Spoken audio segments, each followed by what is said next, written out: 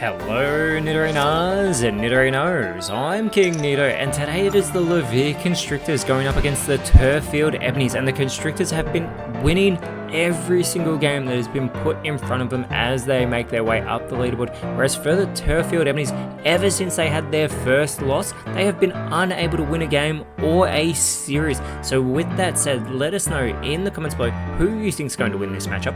Will it be the Psychic decks? Will it be the Grass decks? Let's go!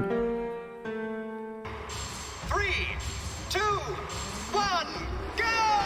And going first, it will be that Plant Trap deck of the Turffield Ebonies going up against the Levere Constrictors Magic Show deck. It is Bellsprout put into the active spot for the Ebonies, Drowsy put into the active spot for the Constrictors. Neither of them able to put any Pokemon on the bench, but the Execute, every time that gets me, it is able to be put onto the bench for the Turffield Ebonies, but they do send it over to the Constrictors who pull the XP, but they do have that all-important Pokeball, so they will be able to get a basic Pokemon out of their deck and put it onto the bench, and they do get the Flabébé. They've also got the Florges already in hand, plus those two Sabrinas, whereas the Ebonies have those two Victory Bells and an Exeggutor, as well as that first energy is put onto the Drowsy. They send it back over to the Ebonies, who also pull a Pokeball, which they will be able to play. They'll also be able to evolve that Execute into the Exeggutor as they pull another Execute as well. They've got both the Genetic Apex and they put the Mythical Island variant down onto the bench and get that first energy onto the Bellsprout. They need that Weeping Bell though if they do hope to get those Victory Bells online. And already the Constrictors pulling that potion, they will be able to offset that damage that was just inflicted on the Drowsy by the Bellsprout, buying them a bit more time to try and get this Drowsy set up, getting that second energy that will be able to go for the Mumble doing 30 damage, and that Hypno that is somewhere in that deck requires 3 energy, so they're already close to being able to use it as that health was halved of Bellsprout here. And they are looking at that Exeggutor that they are going to immediately put onto the Mythical Island Execute, and this is the Genetic Apex Exeggutor, so it only requires 1 energy to potentially do 60 damage. As they retreat the Bellsprout, they put the Exeggutor into the active spot and they flip the tail, so it will only be doing 30 damage to Drowsy on this turn, which is great for the Constrictors as it will buy them a bit more time potentially, especially if they can pull the Hypno, and they do pull the Hypno, so they will be able to evolve this Drowsy, get that third energy, but it's also got that Sleep Pendulum ability. If they can flip aheads, they will be able to put this Exeggutor to sleep, which it is crucial because it has 130 health. Unfortunately though, they do only get the tails, but regardless they will be able to go on the offensive, and they know they'll also be able to survive a hit from the Exeggutor. The Psy Punch will do 50 damage. It will take 3 of these to get this Exeggutor off the field. And the Ebonies do draw the Erica though. They can immediately offset that 50 damage by restoring the health of Exeggutor back to full strength. So that Psy Punch was irrelevant on that previous turn as they get an energy down onto the Execute that is on the bench. That is going to trip me up all season as they do flip the tails once again, only getting 30 damage onto the Hypno. They need the heads on that next turn as it comes back over to the Constrictors, and they get the Jinx. Now it only requires 2 energy, and for every energy on the opposing Pokemon it does do additional damage. That could be a very big game changer here, as the second Exeggutor in the Ebony's deck does require 4 energy to go online, but it's the Sabrina being played by the Levere Constrictors. The Ebony's deciding to put that Bellsprout into the active spot. They don't worry about the Sleep Pendulum, they just go straight for the Psy Punch and take the first point by taking Bellsprout out of this game. And the Ebonies here opting to put that Exeggutor back into the active spot. They will need to flip the heads as they pull the Shinotic. They do not have the Morlow, but they are beginning to set up that benched Execute. And here's the Stomp. They need this heads. And again, they get the tail, so Hypno will at least last another turn. Taking 30 more damage from that Stomp. It can get 50 onto the Exeggutor, but more crucially, it may be able to put it to sleep as the Floette is also pulled for the Constrictors. They can evolve that Flabébé. They need the heads on this flip, and they will be putting that Exeggutor to sleep. The Ebonies will need to flip ahead as it goes back over to them, but first the Constrictors do need to finish their turn here, putting that first energy onto the Floette, but here's that Psy Punch onto the Exeggutor. Again, the Ebonies need to flip the head so it wakes up. and they finally get ahead at a very crucial time, so this Exeggutor can go on the offensive and it will be able to take out the Hypno. They do pull the Weaving Bell, but that Bellsprout has been eliminated as they get the third energy onto that bench to execute. And again, they do flip the tails, but this time it's not as important because they know they're going to get that point back. With that said, all damage done does count towards that leaderboard, which is unfortunate for the Ebonies that they were unable to get that additional 30 damage, as the Constrictors do go with that Jinx in the active spot here. As a second flower is pulled for the Constrictors, they put that second energy onto the Jinx, so it will be able to go into the offensive, but also just has been put into the active spot. However, they're playing the Sabrina, so they want to get that execute into the active spot. Very intelligent, because this will do 90 damage thanks to all those additional energy on the execute, and it has been wiped completely off this board. Very intelligently played by the Levere Constrictors, seemingly in full control now, knowing that Florges can take out that Exeggutor as well.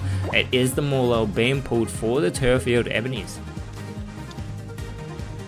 And they do put the first energy onto the Morlul. That Stomp, they need the heads on this flip, and again that Stomp gets a tails, unsuccessful every time so far in this match, only doing 30 damage to the Jinx. The Constrictors seemingly in control here. They want to continue their winning ways. They pull their second Florges, they get that second energy onto the benched Florges, and here's that retreat for Jinx. They're not even worrying about the X speed.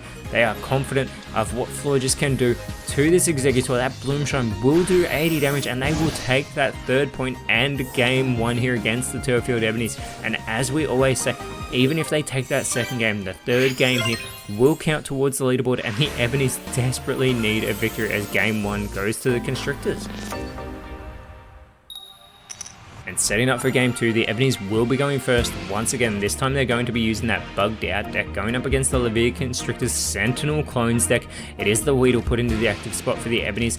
You see the Mewtwo in hand, but they are going to go with the Galurk, the Levere Constrictors with the Mewtwo on the bench. But we do get ready, as it will be, like we said, the Ebonies going first. They've got the Pokeball and the Professor's Research in hand as well, and they've just pulled the Beedrill. They've already got that Kakuna in hand, and they need to get that Beedrill online as quick as they can, which is great. It only requires one energy. The Pokeball allows them to pull the Pinsir. They've got a Metapod already in hand. As they play the Professor's Research, they get the Caterpie, and they get their second Pokeball. They are thinning out this deck very quickly as they pull the Scyther thanks to that Pokeball as well. And we see the Caterpie go onto the bench alongside that Pinsir as well. The Ebony's going to hold off on putting that Scyther down as the Golurk is pulled for the Levere Constrictors, who use their own Pokeball. They've got their own Professor's Research in hand as well. They get the Rolts. They want to get that Gardevoir as soon as possible. Using the Professor's Research, they get the Gardevoir, they get the second Mewtwo, so they still need that Curlier that is somewhere inside that deck, but they, just in case, they put that Rolts down into the active spot, getting that first energy onto the Golurk. There's the second Weedle for the Turffield Ebonies. They can start getting those evolutions as Kakuna is going to be put onto the Weedle, still only requiring one energy. That is very crucial. It's the Metapod as well coming online, but this Kakuna can start chipping away 30 damage onto the Golurk.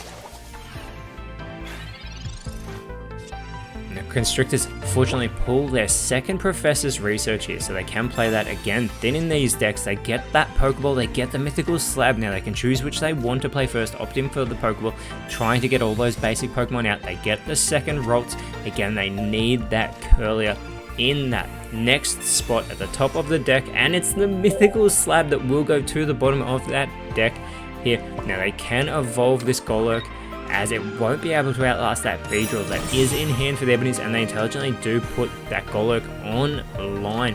And the second Rolt's going onto the bench as well, but once the Beedrill is online, and the Ebonies also get the Butterfree, who will be able to restore health that is onto damaged Pokemon, but get that first energy onto the Butterfree, because again, this Beedrill only requires one, and it does 70 damage. Golurk with 110 remaining will only have 40 left now as it comes back over to the Levere Constrictors. They pull the second Golurk. That is pointless at the moment. They don't have the Golurk and the bench is full. They opt to get that first energy onto the Mewtwo. They can see that Golurk is not going to outlast this turn. The second Kakuna being pulled for the Turffield Ebonies, so they are going to get that Weedle online. If they can get both Beedrills set up, that will be fantastic fantastic for the Ebonies, who have not had a win in some time. As they take that Golurk out of this game, they take the first point in game 2. The Constrictors now choosing to put the Rolts into the active spot, and they pull the Curlier. This is fantastic. They can get that online. They can keep setting up this Mewtwo on the bench. On the next turn, they will be able to get that Gardevoir online, as Beedrill will be able to take this Rolts out in one turn, but it's also the Professor's Research being pulled for the Turffield Ebonies. There's the Kakuna being put online. They are going to play this Professor's Research. That Scythe is still in hand. It's the second Metapod and the Giovanni being pulled for the Turffield Ebonies. Now they know that this Beedrill will take out that Rolts in one turn, as they're thinking about where to place this energy. They can get that Butterfree ready to go. Pinsir requires 2. They could have one ready to go there as well, and then all their bench Pokemon will only require 1 energy, but they're just opting to go with the Butterfree, so it is all set.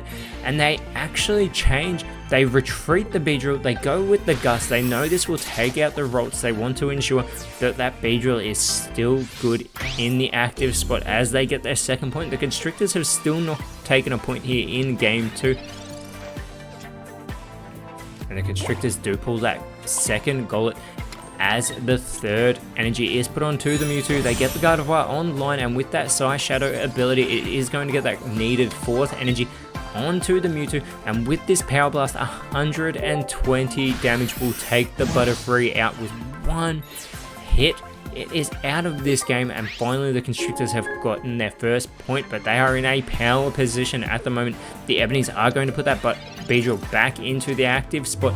They do pull their second Butterfree, but they don't have a Caterpie there to get that Metapod online even, as that first energy put on to the Beedrill. Using the Giovanni, they will get the additional 10 damage. This is going to leave this Mewtwo with only 40 health remaining. And it is that second Gardevoir being pulled for the Levere Constrictors, but with that Rolts already having been taken out, they can continue to wipe Pokemon off the board here. That Psy Shadow getting the 4th energy back onto the Mewtwo. It will be able to take out this Beedrill. The Ebonies really need to think about what they're going to do next. They need to pull something big. They even need to decide who they're going to put in that active spot, because they don't have enough energy on Pinsir to go on the offensive with those coin flips. And they opt for the Kakuna. They're clearly hoping for the Beedrill, and they pull it as well. They can get this Beedrill online. Only takes 1 energy. They are going to take out the Mewtwo, and they are going to take game 2. The Turffield Ebonies have finally gotten a win after not being able to get any, regardless of how a series has gone. They have finally gotten a win back on the board, and we will be going to a game 3. And this one will determine who takes this series, and for the 3rd time in a row, the Turffield Ebonies will be going first. This time it's with their Seeded Growth deck going up against the Twisted Spoon deck of the Levere Constrictors. They've got the Petal and the Bulbasaur in hand. They put that Petal in the active spot, Bulbasaur on the bench, and they've already got the Ivysaur and Venusaur in hand. The Ghastly along with the 2 Abras in hand for the Constrictors, and they opt to put the Abra in the active spot after contemplating going with the Ghastly. But they do put that on the bench alongside their second Abra. But we are into game 3. Whoever takes this one will win this series. And again, it is the Ebonies going first, and they pull the Lilligant already as well. But there's not much else they can do, so they send it back over to the Constrictors, who pull the Behemoth. They don't have the LGM in hand, but a good thing about this Twisted Spoon deck is they don't require many energy on their Pokemon. However, that Alakazam, if they can get it online, will require 3. As they think about whether or not they want to teleport this Abra, and they do, so they are going to bring the Abra back to the bench. And they opt to move that Ghastly into the active spot. As the Ebonies do pull their second Bulbasaur, they can think about how they want to approach this. They are going to get that first energy onto the Petal. It does only do 10 damage. It would restore health, but it is still at full strength as they get that Ivysaur online. There it is, doing that 10 damage to the Ghastly as the second Ghastly is pulled for the Constrictors. They are going to evolve the active one into a Haunter. It doesn't require multiple energy, just the one that we see it placing down now, so it can get that 30 damage with the Will-O-Wisp onto the Petal. But fortunately for the Ebonies, they do have that Lilligant in hand. They even pull the second one here, and it only requires 2 energy, so they will put a second energy onto the Petalil, and they are surely going to evolve it here. But first, they are going to evolve the Ivysaur into the Venusaur. It requires 4 energy, unless they can get that Superior online that they have in hand. It will make it so that those grass energies are doubled, as the Leaf supply 50 damage on to the Haunter, but it also allows them to generate an energy onto the benched Venusaur.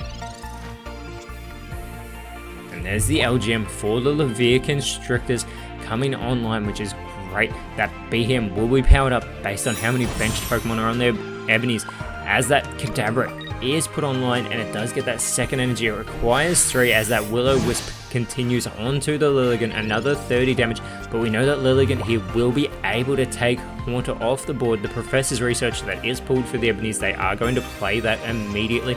They get the Erica, they get the Servine, they still need the Snivy though, although they are generating a lot of energy here for this Venusaur. They are going to get the second one, and with this Leaf supply from Lilligant, not only is it going to take Haunter out of the game, they will get a 3rd energy onto this Venusaur. But with that, the Turffield Ebonies are able to take point 1 here in Game 3 of this best of 3 series. It is the Kadabra coming online for the Levere Constrictors, but they pull the Alakazam. This is fantastic for them because it is stronger based on how many energy are on the opposing Pokemon, similar to Jinx that we saw in Game 1. They are also going to evolve that LGM into the Behem, but 120 damage onto this Lilligant, wiping it off the field. Now, Venusaur will be able to get a lot of damage onto Alakazam, so they need to be very careful about how they play this. It would restore health, but it is at full strength. There is the Snivy though for the Turffield Ebonies. They can finally get a benched Pokemon online, which they need because they've only lost 1 point, but they are looking at that Behem, conscious of the additional damage it can do. But there is that Snivy. They're thinking about it, and they do go with it on the bench. They don't want to drop Venusaur and just lose this game with no benched Pokemon. There's 80 damage being done to the Alakazam. But the Constrictors are going to pull their Professor's research as well, and they are able to play that down. They get the second Alakazam, they get the second Haunter, so they are going to play down this Ghastly, which they will be able to evolve shortly. As they think about where they want to put that energy, they go with the Behem, and 180 damage. They are about to wipe this Venusaur off the field. Very huge amount of damage being done, dealt out by that Alakazam, and the Levere Constrictors have taken their second point. Snivy will require 2 energy to get an elimination. They do pull the Servine here, who also requires that 2 energy to try and take out this Alakazam. They need to be conscious of how they play this. They have the Bulbasaur. They are going to put an energy down onto the Servine, but with that 60 damage, it's regardless, it will be enough to take out this Servine if they put an energy down. And they're really stuck about what they want to do. The Ebonies are unsure. They can put the energy down. They know that that is just going to give up the game here. Clearly, they don't want to take any unnecessary damage, but they know this means that the Alakazam will have enough power, and the Levere Constrictors, 90 damage, are about to take Servine off the board, and the Constrictors keep the Ebonies from winning a series yet again as they take point 3. They got that Alakazam set up, and that was massive for them. Fortunately for the Ebonies, they are still in our top 5 as they try to make Victory Road, but next round they are going up against the Petalburg Razors, whereas for the Constrictors, they'll be going up against the Holon Allies. But until then, Nidorinos, thank you so much for watching. Let us know in the comments below who you thought the best card was, and if you enjoyed what you saw, please leave a like, share, subscribe, but more importantly, always remember, send thanks, and I'll see you when you see me.